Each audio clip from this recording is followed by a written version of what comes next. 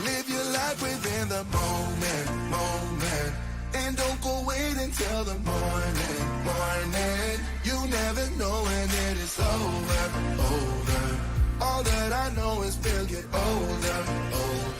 So let us dance this night away.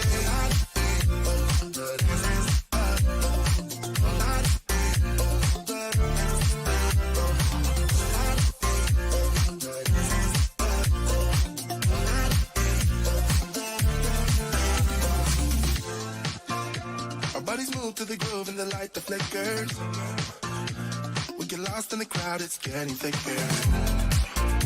We get away from the drinks and chatter. Haven't said a word, but it doesn't matter. Feel the air getting thinner. Standing in a blurry green. No one else can see us. Live your life within the moment. And don't go wait until the morning. You never know when it is over. All that I know is we'll get older. So let us dance this night away. Now my wheels in motion and my windows open with the wind blowing in my hair.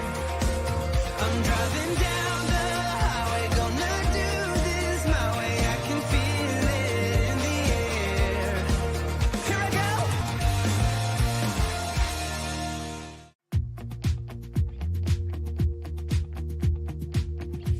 Live from the Volvo 780 studios in anywhere USA. This is JJDrones Live. And now, here's JJDrones.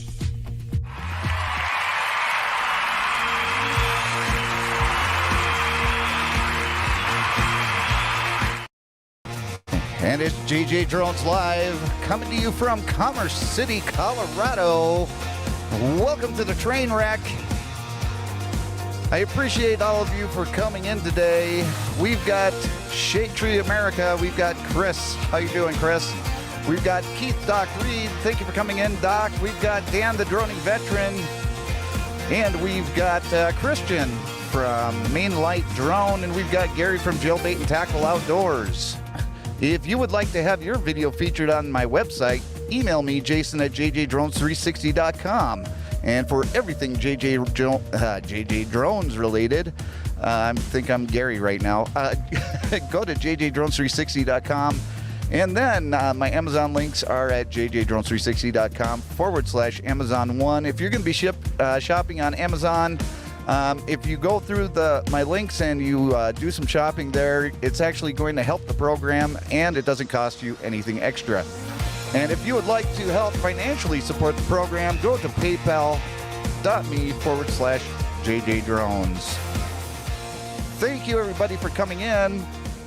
I would just like to remind everybody that we still have Haley's coasters. We're going to be selling those until they're gone. And they are $10 a piece. And just kind of remind you what those look like. She puts a lot of love and elbow grease into these things. So thank you very much, Miss Haley, for making the coasters, because they are absolutely beautiful. And I actually have one of my own, and I use it when I'm home to set my coffee down, and it's actually really, really nice. I've never used a coaster before, really.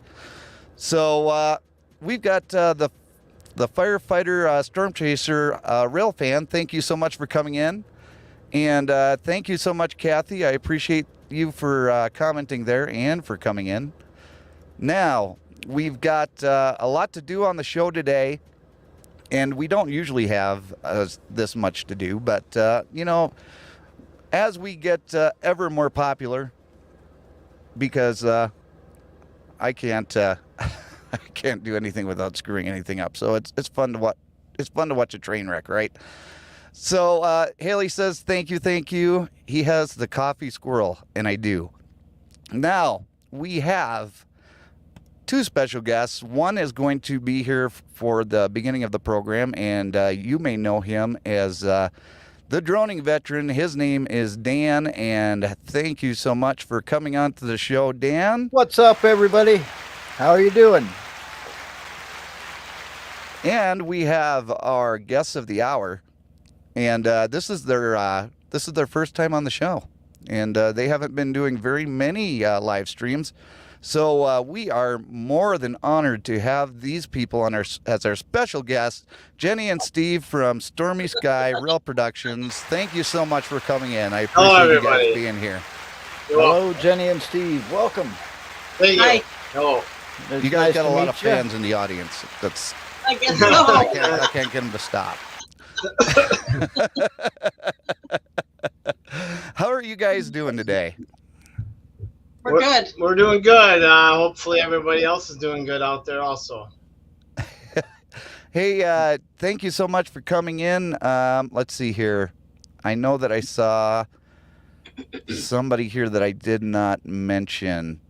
Oh, City Sticker Chris, thank you so much for coming in. I appreciate it. And Ted from Off the Hook Outdoors, thank you so much for coming in. I appreciate you being here, brother.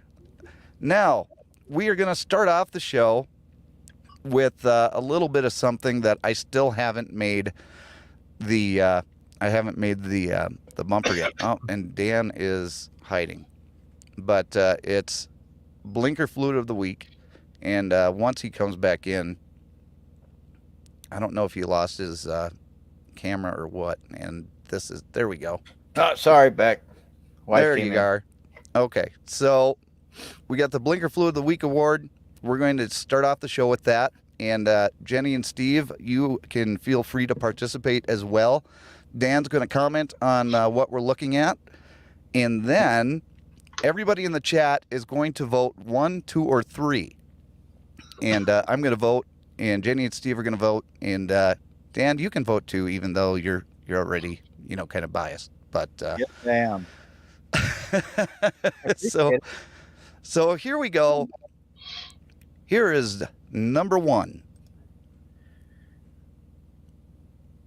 Which one was number 1 again? Oh, yeah, this one here. So it's coming down California Avenue. And as you can see, several cars. At first, I thought it was 4, but technically, I'll give 2 of them a leeway. But Yeah, the that last two one. definitely, I would say, ran that red light. Okay, so the last 2 on that one, that is number 1. And I don't think And- the last one had blinkers. But I No, could the be last wrong. one didn't have a blinker at all. So here's number 2.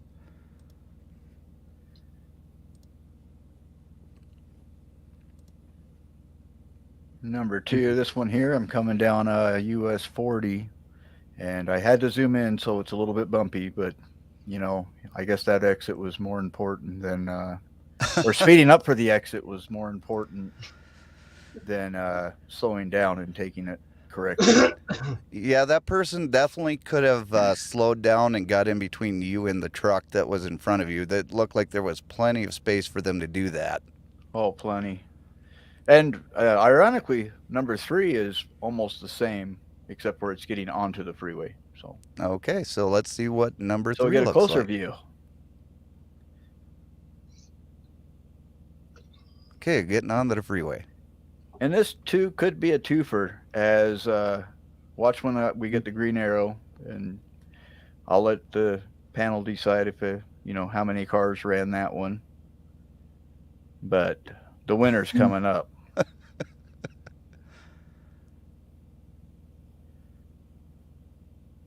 And that lane in front of me or on the right side of me is not a turn lane. No, it's not. So that, my friends. Hey, Rita's Roost, thank you so much for coming in. I appreciate you being here. Thank you so much. So we've got number 1, number 2, and number 3. And I'm with Christian. I'm going to go with number 3 on this. Jenny and Steve?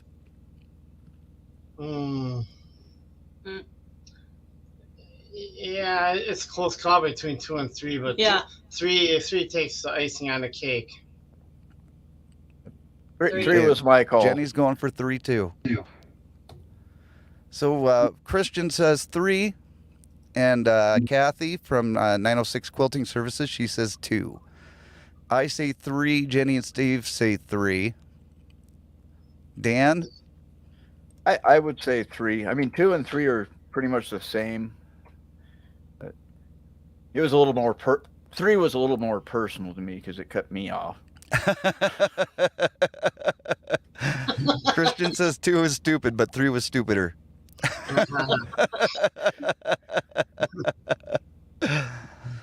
You know, I would like to say one thing, Jason, and that one clip of 1, when you guys are making a right turn, I do this in my personal life too. If I see a big truck like you guys and I'm turning left, and I make sure if it's a tight area, I'm going to hang way back so you guys have enough room to go back. I always do that. Make sure if I'm in my personal vehicle or what. Oh, So If you're turning right and that guy's hogging the left lane, if it's tight like that. So I just see so many truckers get mad, and I don't blame them for people who don't give them enough room and they act stupid, and then not giving them enough room to make that turn right there. I would have backed up. Well, ironically enough, right there, so there was a truck behind me pulling doubles, and he could not make that turn because of that truck right there. Now, Dan's in a sleeper, or not in a sleeper, but he's in a day cab, so Yeah, this is an easier turn for him to make. Okay. But if he had a sleeper truck, he wouldn't be making this turn. No. It would have been a little bit tighter. Yeah, if I see that coming, if I see, I always look ahead. If I see I'm going to hang back where that second one is, or if there's nobody behind me, I'm going to duck back. And usually, most of the time, I get a wave. So and that's good. I mean, hey, I respect you guys all, and even though I drove a Class B railroad truck, not as big, but still, I'm courteous that way too, even on my own time. I don't know if you guys can see this or not, and I didn't see this before, and I may actually change my I may change my answer to 1, because I don't know if you guys can see my mouse. I'm sure that you can, but this Ford right here is right on the first line of the crosswalk, and the stop line is actually about right 10 feet back. Yep. I think that I'm changing my answer to number 1, because this guy right here doesn't know what a stop line is. If you look at the dump truck to his right and then the car to the right of the dump truck, they're all behind the stop line. This guy here doesn't really care where the stop line is. And the reason that stop line is there is when that truck makes the right-hand turn, it does have that room in order to make that turn. So, yeah, number 1's my vote. I'll agree with that. I'm still sticking with number 3, but even though number 1 did kind of make I seen him, so I hit the angle that I needed to make it without going into hitting him. But right. Hey, Alvin Lewis, thank you so much for coming in. I appreciate you being here. Gary says 2. And Christian wanted to know what was wrong with 1, and so I just explained that. And Christian also is confessing his sins today, seeing how it's Sunday. I've gone over the line like that black truck did, but I've learned. And Haley, we're going to get to that here in just a moment. Dan, if you can do me a favor, monitor the chat, and before the end of the program, if you can give us a total over who is the winner of the Blinker Flu of the Week award, we will announce that winner at the end of the show. Alrighty, sounds like a plan. I'll see you guys in a little bit. See you in a bit. So Jenny and Steve, you're all now mine.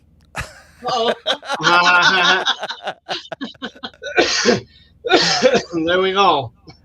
So, first of all, you guys we've been friends now for basically since I started YouTube. I mean, you were probably one of my first of many, well, first of few subscribers that I had. So I appreciate you guys have been such loyal subscribers since the beginning, and then we became friends. Especially when you give me cookies, because if you give me cookies, I'm going to eat them. And so you guys are absolutely fantastic. You're probably some of the hardest working people on YouTube. You're out there putting videos out every day, but people don't really know you guys. So why don't you give us a little bit of background on where you guys started your channel, who you guys are, stuff like that. I guess I'll be in the spotlight. I'll start off. My name's Steve. Well, Stormy Sky Rail Productions started back in 2017. We had a Facebook group page called the Rail Rider Spotting Team, but that it got this whatever we needed to change, and that was in 2015. We had a YouTube channel with that, but it didn't go anywhere. So my longtime mentor and teacher through the Milwaukee area, Skywarn, which I got to know personally for many years, over 30 years, was a father figure of mine too. Him and I were sitting down at lunch or dinner or whatever it was, and we're talking about, because he helped oversee the the Rail Riders Spotting Team Facebook page and old YouTube channel. And I'm like, we need a new name to go with the new brand that we're doing. So we come up with we're fighting over what the heck, all of a sudden, out of the blue, he said, I started with Stormy Sky, and then and he said, how about Stormy Sky Rail Productions? That's it. That name is going to take you places. I got a feeling of it. It rolls right off the tongue. And I says, yeah, you're right. Unfortunately, he's no longer with us. He passed away of cancer a few years back. So the legacy lives. All of a sudden, about a year ago, it took a few people. All of a sudden, out of the blue, they're spreading the word around about us in good ways, and our channel starts taking off. And it's a domino effect of how we all met. It's just out of the blue. All of a sudden, our name got out there, and the rest is history, basically. Personally, our interests, Jenny and I, interests, and we also, before I forget, don't want to forget the third party of this channel is Dave Nitch. So he does a lot of stuff behind the scenes for us. He takes video up in around Plymouth and Sheboygan Falls, Wisconsin, where he's from, the Wisconsin Southern Railroad. He takes a lot of video up there for us and sends us to edit. And he does a lot of notifications. He helps us through the notifications, make sure we're communicating with everyone. We jump in on notifications quite a bit, Jenny and I do, but we got a lot of other stuff to do behind the scenes. I got a 25-year railroad career with Canadian Pacific Railway in the track department, repairing and maintaining railroad track. Section foreman, track inspector, welder. So I've done a lot of different things for railroad, mainly section foreman and track inspector. And I had open heart surgery a few years ago, artificial heart valve, blood thinners, and the railroad, nope, that's it. Take your 25 years of pension and run. So, okay, well, hey, railroading's in my blood. I can't get away from it. It was a hobby of mine growing up, and now it's a hobby again. But the 25-year period of my career wasn't too much a hobby. It was more of a livelihood because I raised 2 kids by myself most of that time through a first marriage, which she gave me custody of. So, yeah, that part of my life was busy working for the kids. So now that they're in their 20s, they're doing whatever, and Jenny and I met through our Facebook group page, the Weather Rail Forum, or no, Rail Riders at the time. and we met through there and got married, and because we share that railroad interest, and she's might be crazy about it more than I am sometimes because I'm like, okay, I did it for 25 years, so go ahead and go out, you know. But there's a lot of times I'll go out and get it because we need weather and trains. So we put two of our interests together. The weather. I've been a storm spotter, sometimes chaser. I've been indulging in some chasing too. I've been a Skywarn storm fighter for about 30 years now, and a lot of education behind me. I took a lot of weather classes and stuff, so I'm educated that way too. I'm a ham radio operator, also general class, KC9VXW. So I'm very involved with the weather too, but we haven't had much the last few years of fire storms. So we're hopefully getting to get back out there this year and get some weather and trains together. That's the goal this year. So that's just a little bit about me. And it was a pleasure meeting you last May up in Appleton, Wisconsin. That was a great time. Looking forward to getting some more meet time and stuff like that. Absolutely, 100%. Before we go much further, I just wanted to say welcome to Big Tiny's Outdoors, and thank you so much for coming in. And the firefighter storm chaser rail fan says Stormy Sky Rail Productions is a great channel, a channel I highly recommend. And that was from Sladen. Thanks, Sladen. Thank you very much. And Gary and Haley both shared you out. Big Tiny says, hey, JJ, Steve, and Miss Steve, droning, 906, mainlight, jailbait, and firefighter, hi. And Chris says, our railroad got tore out for a walking trail, so it's kind of nice to see rail fan videos. So you've got some fans here. Christian says, I love the model railroad you bring us. And Ted says, hey, Jason, I wanted to ask if I can make an announcement with your permission. Absolutely, sir. Go ahead and make an announcement. And if you want, after the interview, I'll bring you up and you can do it live if you'd like. And then Sladen says, I would try to come out there if I wasn't busy with wildland, since I am working with the San Bernardino County wildland team this summer. So that's a lot of work right there. And then let's see here. Oh, we've got our first question here. Hang on just 1 second. Mr. Carl, go ahead. What is your question? Oh, I was curious about the Fujita scale and why it was changed to the enhanced Fujita scale. Oh, I missed it from Tim Marshall. Okay.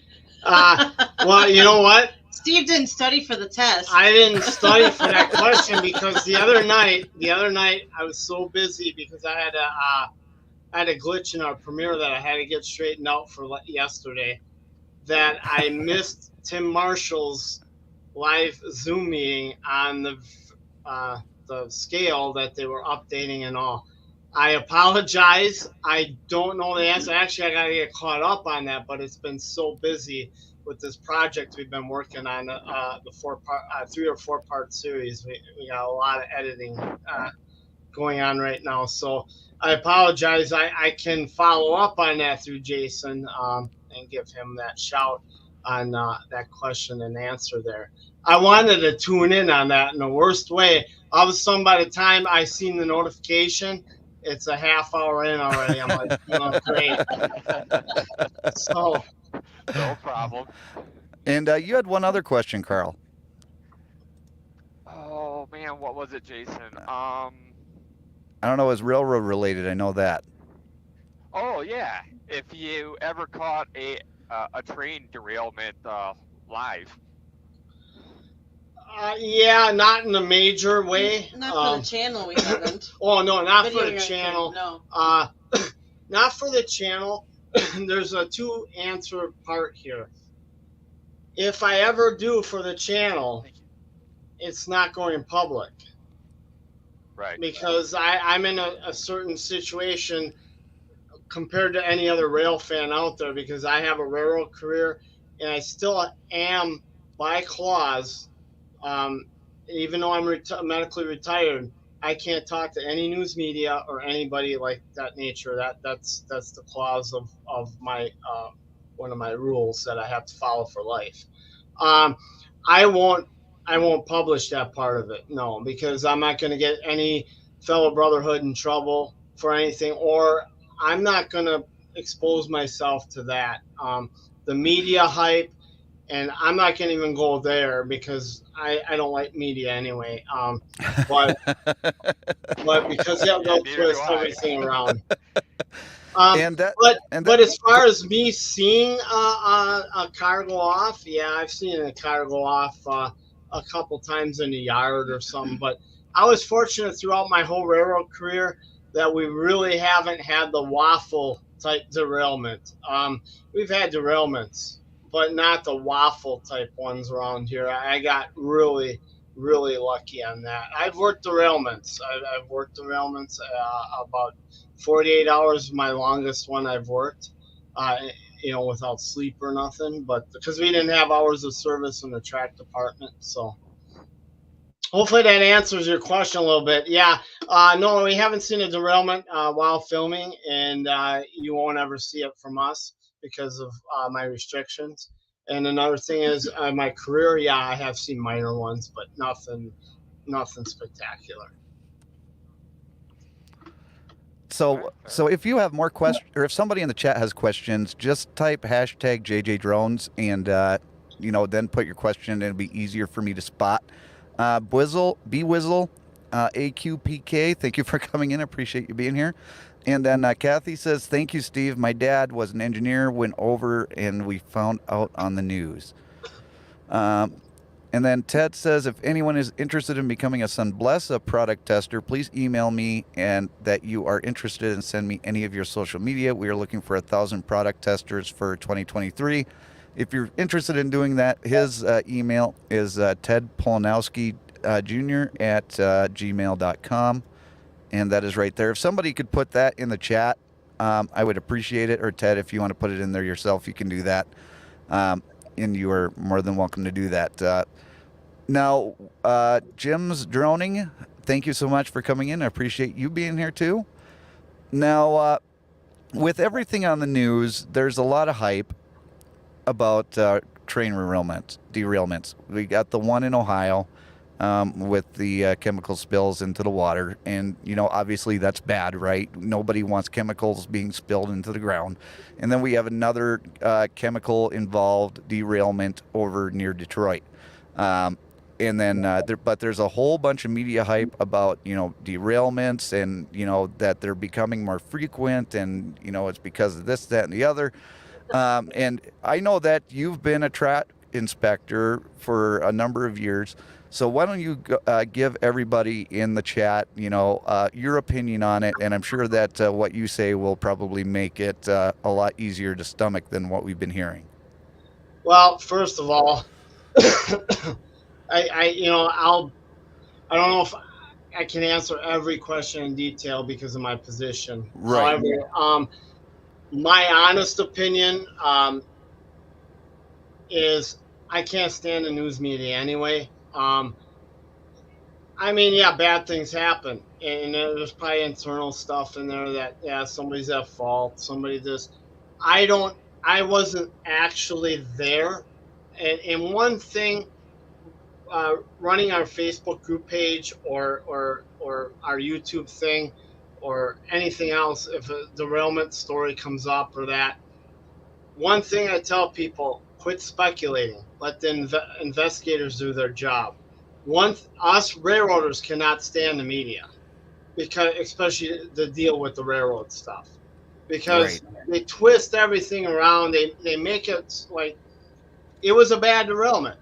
I mean, chemicals and the people and everything, and it's unfortunate. Nobody wants that stuff. I mean, honestly, nobody wants anything like that. Right. But that's not the first derailment that ever happened like that. And they make it out to be all, and I'm not just talking about railroad, I'm talking about everything. This is happening. And I'll be passionate on here about that because we can't stand that. And look at Waiwiga. I can't remember what year that was with Wisconsin Central. They had a huge derailment like that too. Evacuated the town, and things happen. Derailments happen since railroads were built. You know, and there was a lot of bad ones back in history. Okay, well, this isn't the first derailment that ever happened in history, but the news media always presents it to get the ratings up, and we can't stand that. Now, And huh? Haley actually asked, what in general leads to worse derailments than others? Can you comment on that or no? You know what? It's a hard question to answer because it all depends the situation and the type of derailment. There's thousands of things that can go wrong. I mean, we could inspect a train going by and it's fine. All of a sudden, 5 miles down the track, it develops a problem. You just don't know. Or a rail can break. Like if a rail breaks, well, how come you didn't see that break? Well, it wasn't broken at the time I went over it. So Right. things happen. The weather is a huge factor on railroad tracks. People just don't understand the contraction of the rail and the heat of the rail, and that's why you need track forces out there. Right. But a lot of railroads have cut back way back. They've cut way back for PSR railroading, precision scheduling railroading, and I'll keep a lot of that to myself. Not because of being polite, but because I don't know who's watching. Anyway, so there's a lot of cuts, and you can only cut so far. I don't know if you can comment on this. It says, I don't understand why they don't spread out the highly combustible tank cars within the lineup of cars. Is that more of a weight distribution? No, they do in certain trains. I wasn't in the operating department, so I'm not sure the details of it. But from what I heard from other, conductors, engineers, they have certain protocol throughout the train that they have to put a certain amount of cars away from each other. Okay. But in this modern day of railroading, when you got managers that kind of don't railroad and never did, and they put trains together tell people to put trains together, so I don't know. Welcome, Jeremy. Appreciate you coming in.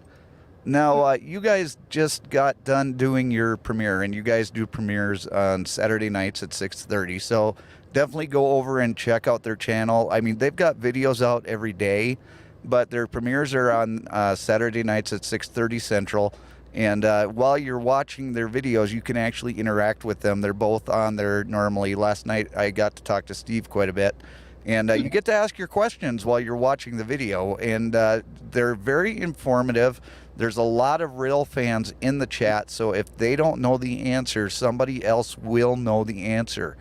We're going to go in and we're going to show a little bit of their video. I'm not going to show the whole thing because I want you guys to go watch it, because these guys put a lot of work into their videos, and they definitely deserve you guys going out and checking it out. But I'm going to play a little bit of this, and Steve, I'm going to let you do a little bit of commenting on what we're looking at here. Okay.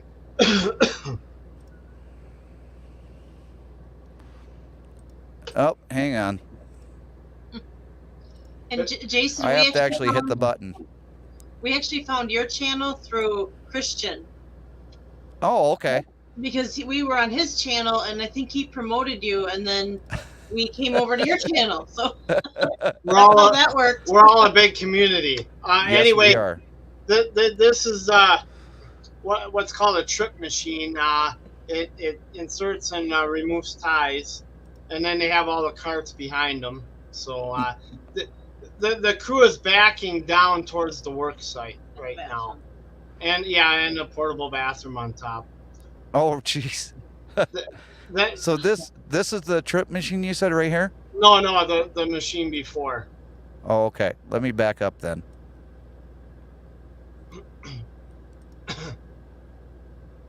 Oh, that's You Did I go gotta, too far? yeah, you gotta keep going farther. Oh, okay, now this should be almost done to the first machine there. There we go. That's the ballast regulator that brooms and cleans the track off. Okay, so, and you don't want to have any sort of debris or anything while you're out there trying to replace railroad ties, right? Well, he's actually one of the last machines. Oh, okay. They kind of surface the track, and our video is going to be a three or 4 part series, and you're going to see all these pieces of equipment in detail working in this area throughout the day. I could not put it all in one video, otherwise it would probably have been 2.5 hours, and that's too long. Okay, so we've got this machine here. So this is basically the cleaning crew, so to speak. Well, there's two or three pieces of equipment with that one, and they're called the surfacing crew. Okay. Now I'm And then- assuming that these trucks are just part of the rail yard there. Actually, the first truck coming is part of an industry somewhere. The second truck is the material truck. Okay. Oh yeah, I think this guy went to the recycling. Yeah, the recycling outfit. So that's called the Jackson 6700. That's a surfacing machine, which I'll explain in our future videos of what they do and stuff. And I'm gonna eventually put links in our Premiere where to go. Click on in our description of where to go, and you'll take it right to the Nord Coast site or whatever. So when I get that far, and then we have the spiker.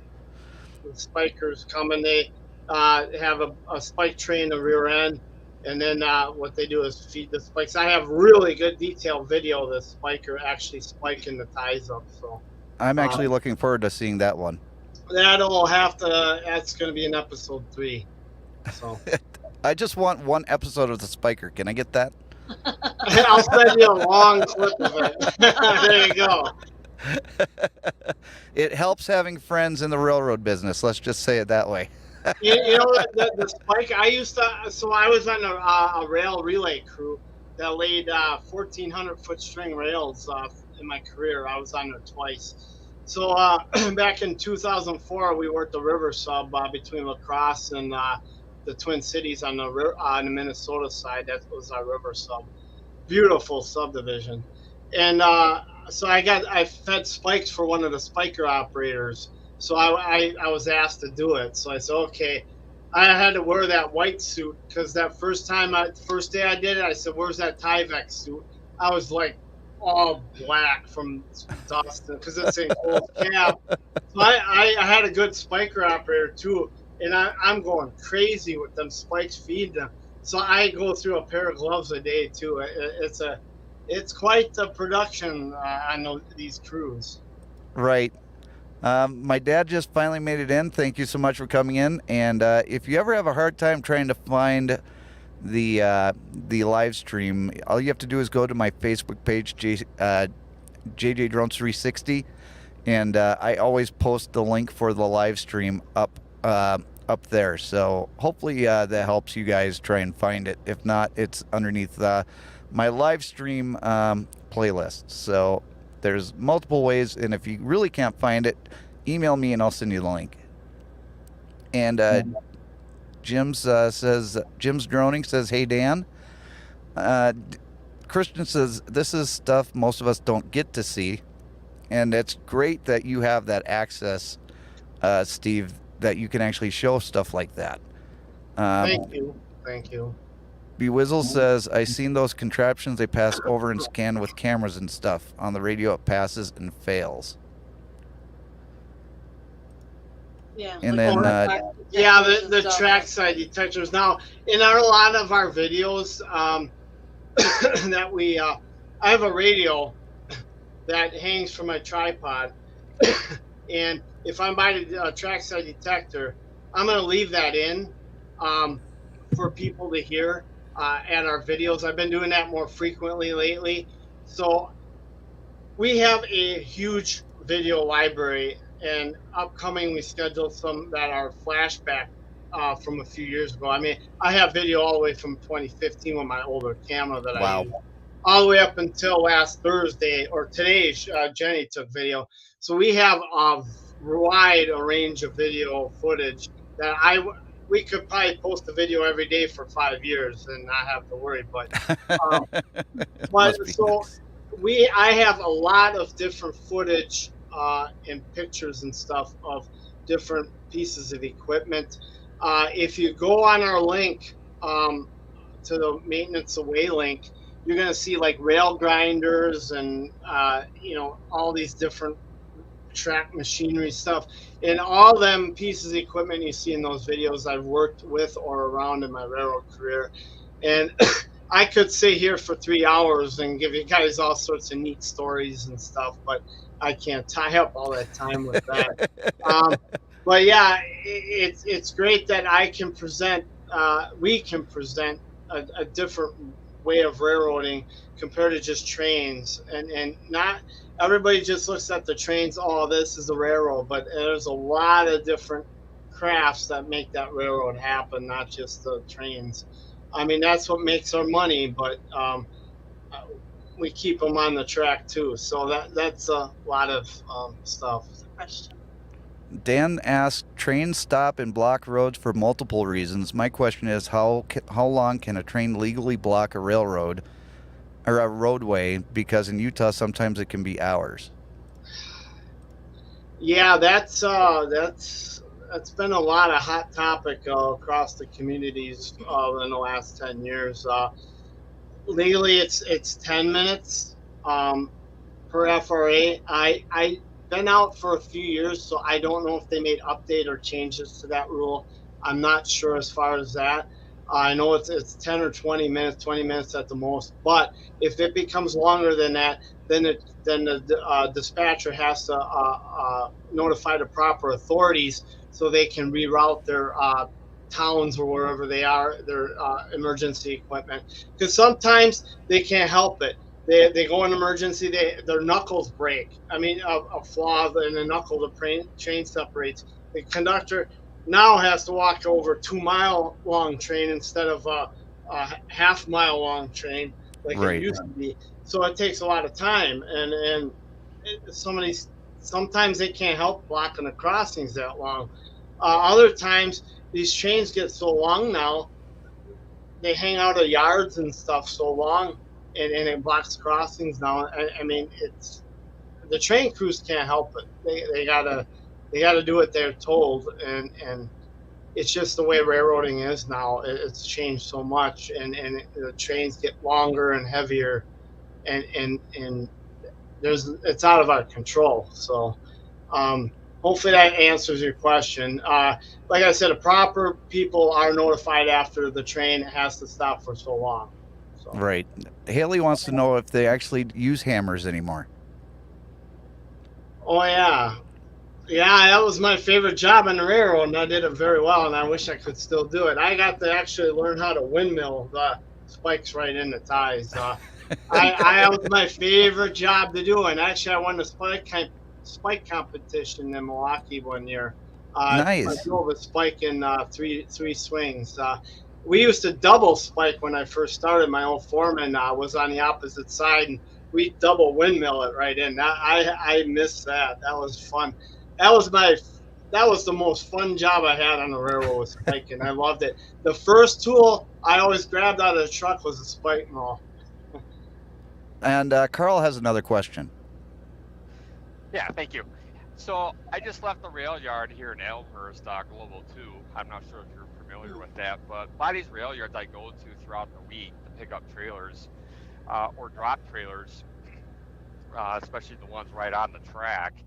How come the cranes drop them at such a close proximity to the actual rail, like it almost drops off? So basically there's not a big gap to hook up to these trailers, so you almost have to come in from the side, or like the spotters there, when they drop the trailers, they put them like nose to nose. And is there a space problem, or is there just just normal protocol?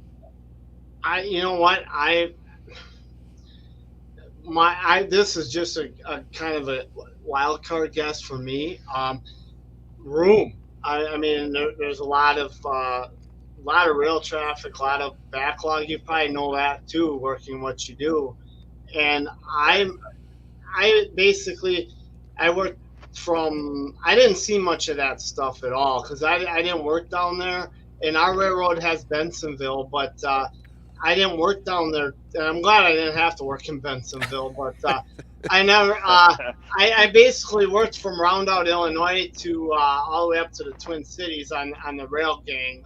But then most of my career was in between Pewaukee, Wisconsin, and Roundout, Illinois. That was our main territory. Even though I worked places out west too once in a while, but I never really got to work into the big intermodal hubs and stuff in our rail yards down there. So. Yeah, it could be congestion. I'm not sure on that. Oh, okay. Thank you for the question, Carl. No, Dad, I can't hit a train with my drone. Dan says I'm jealous of the. Go ahead. What did you say, Jenny? I said you could, but it might not turn out well. No, it wouldn't turn out well. In fact, I know of a guy that flew a drone that didn't hit a train and got a huge fine. Dan showed me the video yesterday. I'm not going to promote that because his YouTube channel blew up after that. Dan says, I am jealous of the footage you have, Steve and Jenny. And let's see here. Robert Mack says, I seen trains along Interstate 40 going through New Mexico, Oklahoma, pulling 2 sets of trains. Do you want to comment on that, Steve? Yeah, it's crazy. Precision Railroad Scheduling Railroading. It's PSR. They've been putting 2 train sets together like crazy, and a lot of us shake our heads. I mean, it's like, wow, I mean, we got people from overseas that watch our YouTube channel. It's interesting having people all over the world that interconnect, because you get to see their trains and our trains. Is kind of neat. And a lot of comments from the guys overseas is, wow, you got some long trains over there. Yeah, North American railroading has gotten nuts with the amount of trains, and we shake our heads, and they're I don't know how much longer they can get. Well, the Surface Transportation Board and the FRA is kind of getting on them a little bit for the length, because it's how far can we go? Yeah, you're right. It's 2 train sets put together. They either got 2 coal trains together. Jenny and I saw a train last year that 2 tank trains put together. And then right, yeah, and we saw a double coal with sand. It was coal with sand. Yeah, we saw a coal train and sand train put together. So, and we saw racks and stacks put together. So they're really experimenting with how much they can stretch it. So yeah, I remember seeing a lot more. Well, and that decreases the crew sizes. You don't need as many crews and all that stuff. So that's just the modern day of railroading now. Now, let's do a little bit of terminology, because you put a lot of terminology into your videos that people may not be familiar with. What is a lash up? A lash up is that's in the railroad community. Those of us who are in it, a lash up is a string of locomotives lashed up together on the head end of the train. Like if you got 2 locomotives, oh, that's a great lash up. Let's say it's a really cool catch. Oh, that's a great lash up there. If you got a single unit, oh, that's a great unit. But it takes 2 or more locomotives behind the leader to be called a lash up. Okay. So what is a barn unit? Jenny, I'm the track guy. She knows more about locomotives than I do. I know like SD40-2 or GP50 or whatever, but she knows a lot more about the locomotives. It's kind of a slang that people use for these Canadian units that are a wide body. The Canadian National had them. They called them the Draper Taper, where instead of the walkway on the outside, everything is enclosed. Most of Okay. them are gone. Yeah, most of them are scrapped now, unfortunately. So we have a lot more videos we caught of them. We have a lot of videos on our channel of the barn units and stuff, and we put a lot of description in our videos and stuff, titles, and so anybody can go and spend hours scrolling through our playlists and stuff and see all sorts of different cool stuff. We don't just do one railroad. We're all over the place. Every Right. chance we get, in a lot of comments that we do get from people that our channel's different and exciting because people don't know what they're going to expect from day to day on our channel when we post that one video a day. So they don't know where they're going to be, where we're going to be with the video that particular day. Okay, I have a question that's always kind of bothered me, because being in the transportation industry, this is just kind of something that you don't see. But with the railroad community, you'll see like one company's engine hooked to another company's engine. Is that something to where that the company got bought out, or is it a cooperation between the two companies? What is that? Well, that's more or less. They need I forgot the term, hours. Payback hours? Well, yeah, there's some like payback hours, or there's some term. There is a term for it.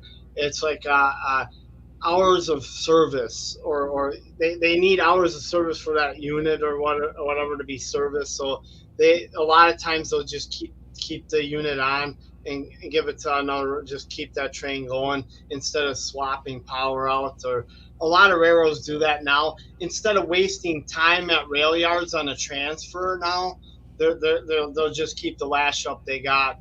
And sometimes if that locomotive has to be serviced or something, they'll take that unit off at the transfer yard or whatever and then send it back to the other railroad. But a lot of times they'll just keep the whole. Sometimes you'll see like 3 or 4 different railroads on one lash up. Horsepower hours. Yeah. Dave has earned HP hours. Horsepower, yeah. Yeah, there you go. Thank you. Dave. Hello, Dave. Thank you for tuning. That's our other part. That's the other part of Stormy Sky right there. There's the brains of the operation right there. He's doing his job there. So, but sometimes you can also have lease units, Yeah, you can have lease units. or you could have units being transported from one place to another. If they're new, freshly painted, been rebuilt, they could be moving from point A to point B. And a lot of us rail enthusiasts love that stuff because, hey, we get to see something else. We love Right. seeing foreign, and that term is called foreign power. When you Okay. see a lash up on a train on the Canadian National, they got BNSF on it or Union Pacific, that's called foreign power on that railroad. So I've actually seen foreign power over in Minnesota. I've seen the Mexican engines out there. Oh, yeah. Oh yeah, we just saw well, you probably saw the video of it on our snow one, the Yep. Ferromex unit. Yep, that Yep. was cool. Jenny wanted to get it. Also, we heard word of it. Okay, we dropped what we were doing that morning, got our stuff, and went out. So, Well, if I ever see it again, I'll definitely text you guys and let you know. Hey, I saw it out here. yeah. So, Jenny and Steve, question for both of you. You both have to answer. What is your favorite place that you filmed? Favorite engine? What is your favorite memory going out there and filming trains out there? You know what? I'm gonna be. It's gonna be a big summary for me here. Okay. We've been to Kansas City. I like Kansas City. A lot of railroads. Great barbecue out there. But we've been to Ohio twice. Northwest part. Well, I've been through Ohio. I went to Pennsylvania too. Last time we went out to Ohio for a week last October, and we met so many great channels out there that stint, and then we met some great people, up in Kansas City also. Ohio, for some reason that week, I just felt so comfortable. I told Jenny the night before we had to go home, I says, I don't want to go home. I want to go home, get our stuff, and come back here permanently. There's so much to do out there as far as our genre. There's so much to do out there. When we know a few people that live out there, we know I mean, it's just a lot more for us to do personally. With me, I could just get up and go and see you later, but she has almost 30 years at her job, so we can't, you know, rip her away from that, you know. But Right. if I was by myself, I'd be gone already. So, but yeah, my favorite filming, geez, it's hard to say. I enjoy all of it. I like getting out there by the tracks. And my favorite thing to video, It's like picking your children. yeah, I don't. All of it has its place.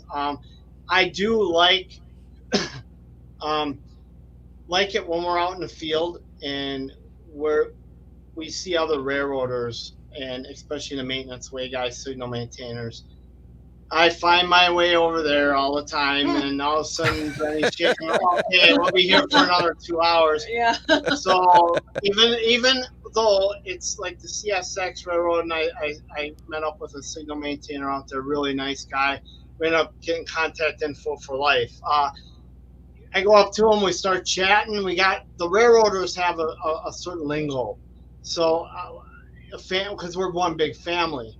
Right. No matter what railroad, what craft, or whatever, we're all in it together. We all know, even if you're retired or not. So I go up to the maintainer, I start saying words and stuff, and we start hitting. Oh yeah, you know, so it's like that all over, no matter where I go and whoever I talk to on what railroad, which is great because I love the camaraderie, even though I'm retired. And being trackside is more than filming for me. It's getting in contact with other railroaders, seeing what's still going on. It's more than being a rail fan for me.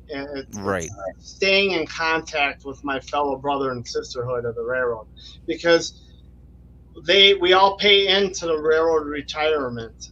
You know, even the people who are working on the railroad right now are paying for all the retirees too. So it's all a one good thing. So I'm sorry I'm long-winded on this, but I'm very That's okay. passionate What's your about the favorite railroad. locomotive? My favorite locomotive is the SD48-2. And back in the day, I've gotten a lot of rides on that thing because rail fanning was different back when we were growing up, you know, our age.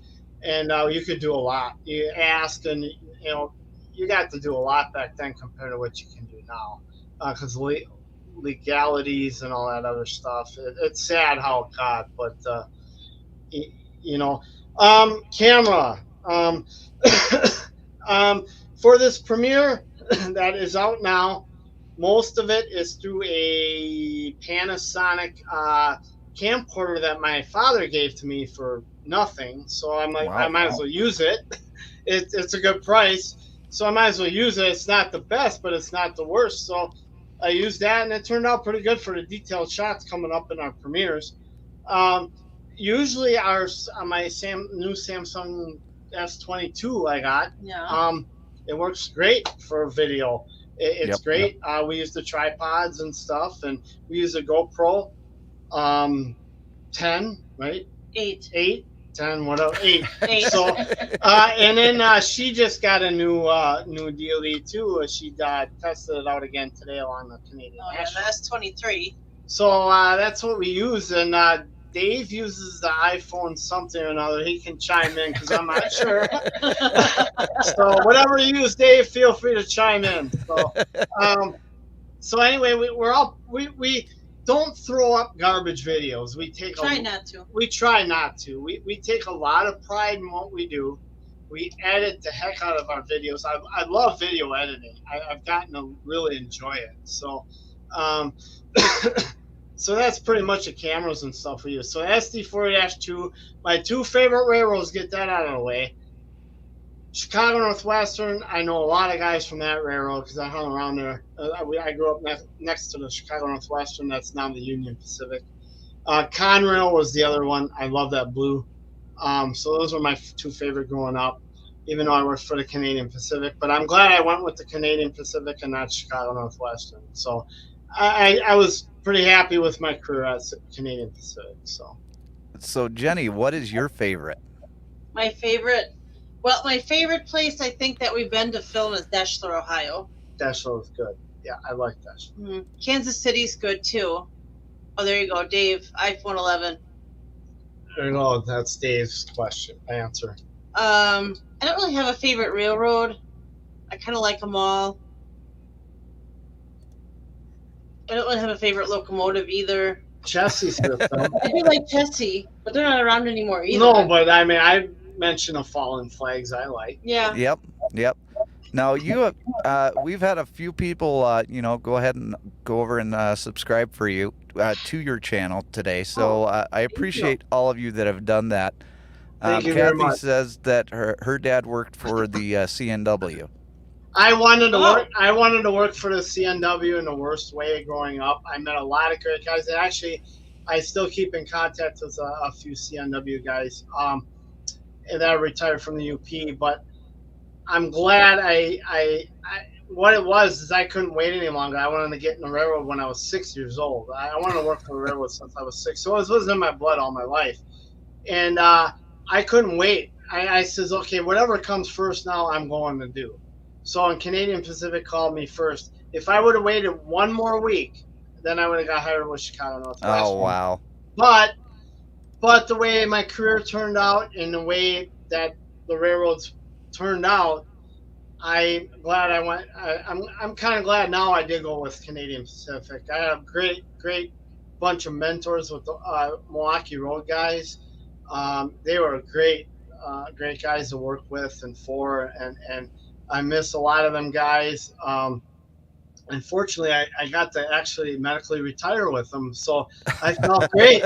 I felt like I was part of their generation, which I loved working with under their generation because we worked hard. But man, it was fun going to work on the railroad back then.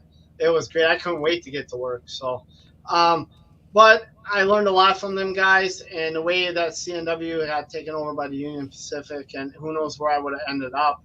And I got to stay home close to raising kids and what I had to do, and had a headquarter job and went home, every night most of my career. So I was thankful for that because my kids had a good home then. Right. Now, people don't really know this yet, and it's kind of a top secret, but Steve and I are working on a collaboration for sometime this summer. Hopefully, we're able to, put the details together and make that work. Go over to Stormy Sky Rail Productions on YouTube. Not only do they have a great channel, but they have great merchandise. And it just, they put all the money into their channels. They're even, going out there and planning on doing some storm chasing this year. So hopefully we got some weather that's going to cooperate with that. Yeah, hopefully, Hopefully, Mother Nature. We need trains with weather. We're focused on that this year, trains with weather. Now, you guys are on Facebook, you're on YouTube, you're on Instagram, and you're on TikTok, right? Twitter. Oh, I'm sorry. Yeah, so Facebook, Instagram, Twitter, and YouTube. So they're busy out there filming trains, and I do appreciate all of you that have subbed to these guys today. We're going to bring Dan back in once Dan can get back to his computer, and we're going to get the results of our contest for Blinker Food. Oh, there he is. What's happening? I'm back. So do you have the results for our winner of the Blinker Fluid of the Week award as it tries to focus? So surprisingly, I have number 1 is 1. Number 2 has 3, and number 3 has 2. So number 2 is the winner. Number 2 is the winner. Wow. We got a sleeper. Yeah. Wow. Yes, we do. That is a shocker. So Dan is actually going to keep all the winners in a vault, and by the end of the year, the first week in January, we're going to get and open up the vault, and we're going to put all of these together. And we're going to do Blinker Fluid of the Year award. Blinker Fluid of the Year. It's going to be a lot of fun. We're gonna need a case. We're gonna need a case of blinker fluid for this one. We may have to use a case of blinker fluid. Jenny and Steve, it's been an honor to have you on the program. You are more than welcome to have, to come up anytime that you want to do any sort of announcements, or if you just want to come up and chit chat or whatever, or if there's something in the news you want to bring up, feel free. I mean, this channel is all about community, right? And you have been part of my community. I consider you guys friends as long as you supply me with cookies. Bake sale. But Just give him some extras. That's right. I mean, Dan knows that when I come out to Utah, he needs to give me the snickerdoodles. Otherwise, things don't happen. Snickerdoodles. Oh, yeah. Well, they're good, but Jason can't keep a hold of those either. Haley wants some. Haley tells me all the time she wants some snickerdoodles, and I say I send them with Jason, and he gets home and he don't have snickerdoodles. They don't usually make it a day. I mean, like Jenny and Steve's cookies didn't make it out of Wisconsin, so. Well, Jason, it's a pleasure. Excuse me, and we want to thank you very much for being a supporter also of our channel and everybody coming aboard. Just a quick note to everybody. The next few premieres are going to be really in depth. The maintenance away machines that we're going to have are just very amazing on what our department does, restoring track and doing what we do. It's great. So we have a lot of other videos, a lot of other things. We have playlists. Please feel free to comment. And if you have questions, we'll try to get the answers, whatever have you. Upcoming, I don't know when.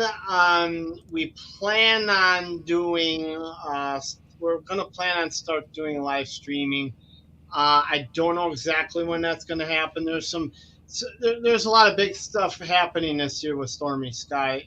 So we're looking forward to everybody joining in and just having fun. That's all it is. Fun with everybody and just communicating and supporting each other.